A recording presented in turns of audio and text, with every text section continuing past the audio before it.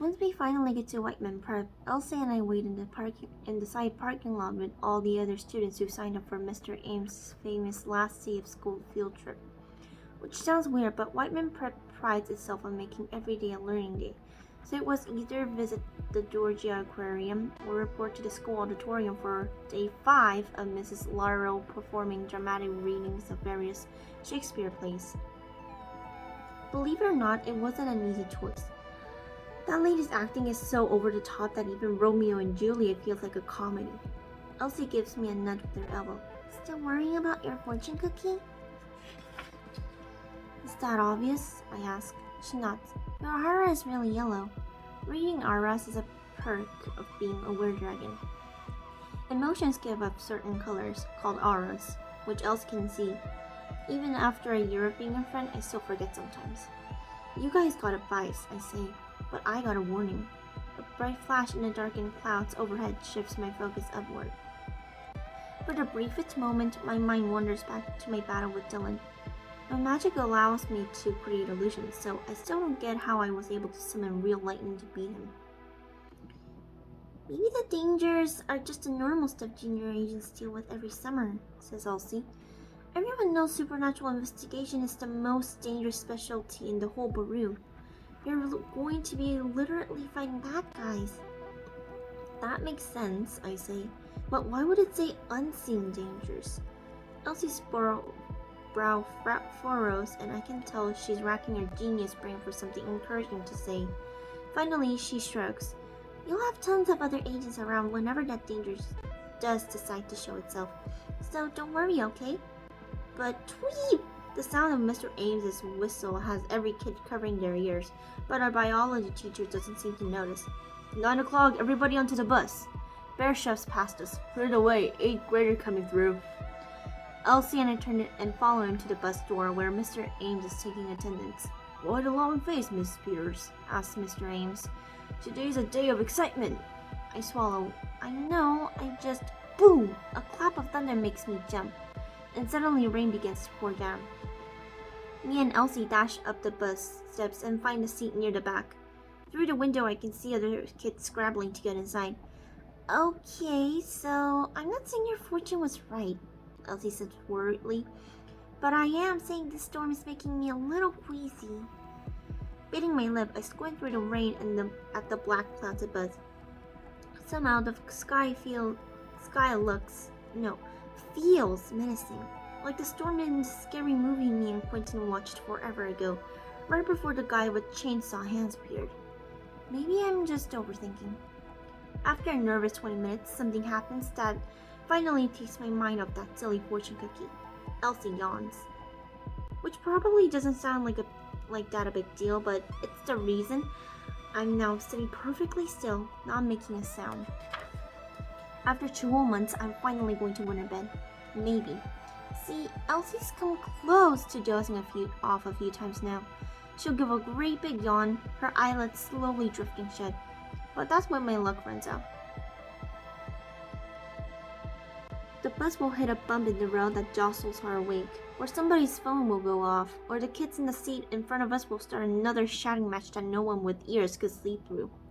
Last time it was about who would win an arm wrestling contest between a gargoyle and the world's strongest man. Who even thinks of a question like that? Besides, it's obvious the gargoyle would win.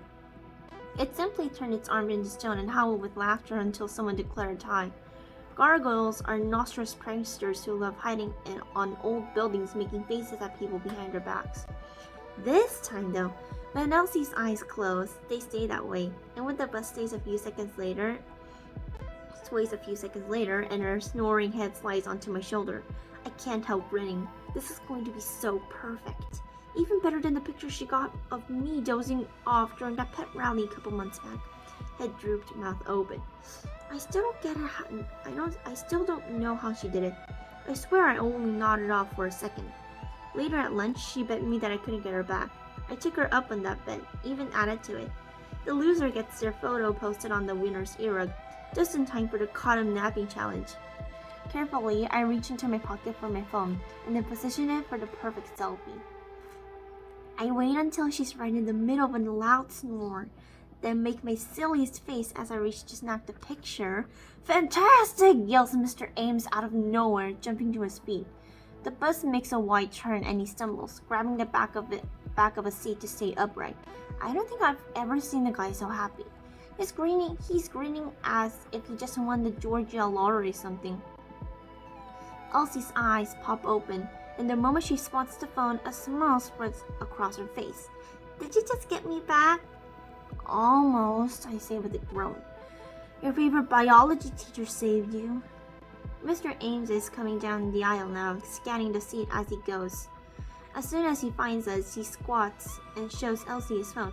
Great news, Miss Rodriguez. You got accepted. The dean just forwarded the email. At first, Elsie clearly has no clue what he's talking about. Then her eyes go wide. Wait, you mean Oxford? That's right, says Mr. Ames. You rocked the entrance exam and they're offering you a place in their specialist program for exceptionally gifted children. You'll be studying among the brightest minds in the whole world. Elsie just stares. I'm really going to study science and mathematics at Oxford University? In England? Mr. Ames nods enthusiastically. From 7th grade to Oxford, I'm so proud of you. What an accomplishment. Elsie squeals as she turns to me, and I try to give her my best smile. I really do. She's the most brilliant person I've ever met, but as happy as I am for her, I can't help the sinking feeling that I'm about to lose my best friend. This past school year at Whiteman Prep has been the best I've ever had, mostly because I got to share it with her. Elsie's smile wavers as she turns back to Mr. Ames.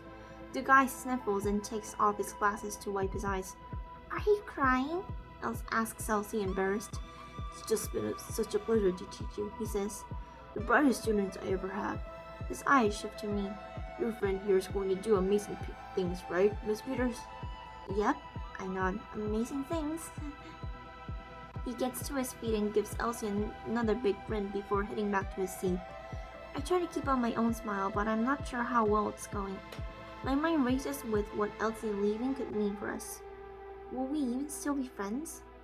Elsie fiddles with her hands nervously, and a long moment passes before she turns to face me again. Okay, so what are you really thinking? I'm happy for you, I say quickly. You'll be one of those genius kids they show on the news who graduates college as a teenager. Then you go off and cure rare diseases or solve the world hunger or something. Elsie gives me a look.